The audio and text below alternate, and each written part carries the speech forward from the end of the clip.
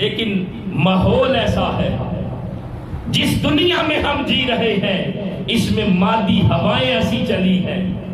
اس میں ماحول ایسا بن گیا ہے کہ ان مادی ہواؤں نے ہم سے آخرت کی فکر چھین لی ہے، ان مادی ہواؤں نے ہم سے آخرت کا شعور چھین لیا ہے، ان مادی ہواؤں نے ہم سب کو ہماری آخرت اور قبر بھلا دی ہے۔ لیکن بندہ مومن وہی ہے جو آخرت کی تیاری کرتا ہے، جو اس دنیا کی زندگی کو غنیمت سمجھتا ہے، جو اس دنیا کی زندگی کو غفلت کی نظر نہیں کرتا، بلکہ اس دنیا کی زندگی کو اپنے لیے خدا کی طرف سے سب سے بڑی نعمت سمجھ کر آخرت کی تیاری کرتا ہے۔ دیکھیں نا، ہمارے پاس یہ زندگی صرف ایک بار ہے، صرف ایک بار زندگی ہے، اس کے بعد کوئی زندگی نہیں، صرف آخرت کی زندگی ہے۔ دنیا کی زندگی صرف ایک بار ہے، اور جب آخرت کی طرف جائیں گے اللہ کے حضور جواب دہ ہوں گے۔ میرے آقا صلی اللہ علیہ وسلم نے ایک حدیث میں فرمایا، جو آخرت کی زندگی ہے اس کا حال کیا ہے؟ آخرت کی زندگی کیسی ہے؟ فرمایا جب لوگوں کا حساب و کتاب ہو جائے گا، جب لوگ اللہ کی بارگاہ میں آخرت کی منزلوں سے گزر جائیں گے، جب جنتی جنت میں چلے جائیں گے، جب دوزخی دوزخ میں چلے جائیں گے، تو فرمایا ان سب کے سامنے یہ جو موت ہے اس کو مینڈے کی شکل میں لایا جائے گا، اور جنتیوں اور دوزخیوں کے سامنے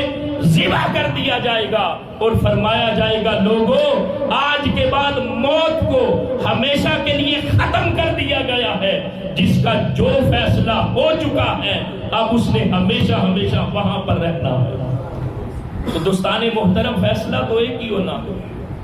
یا پھر جنت کا یا پھر دوزخ کا۔ تو کیوں نہ ہم اس دنیا کی زندگی میں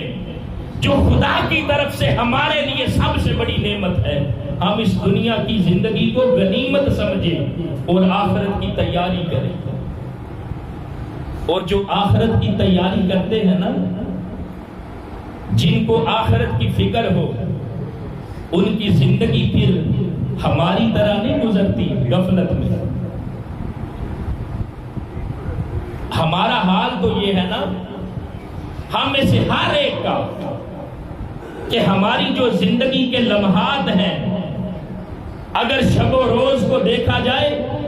اگر دن اور رات کو دیکھا جائے، تو جو ہمارے دن ہیں وہ گناہوں میں بسر ہوتے ہیں، اور جو ہماری راتیں ہیں وہ غفلت میں گزرتی ہیں۔ لیکن جو بندہ مومن ہے وہ اس دنیا کی زندگی میں غافل نہیں رہتا، وہ اس دنیا کی زندگی کو خدا کی طرف سے سب سے بڑی نعمت جان کر وہ آخرت کی تیاری کرتا ہے۔ تو دوستان محترم، یہ دنیا کی زندگی ہمارے لیے سب سے بڑی نعمت ہے،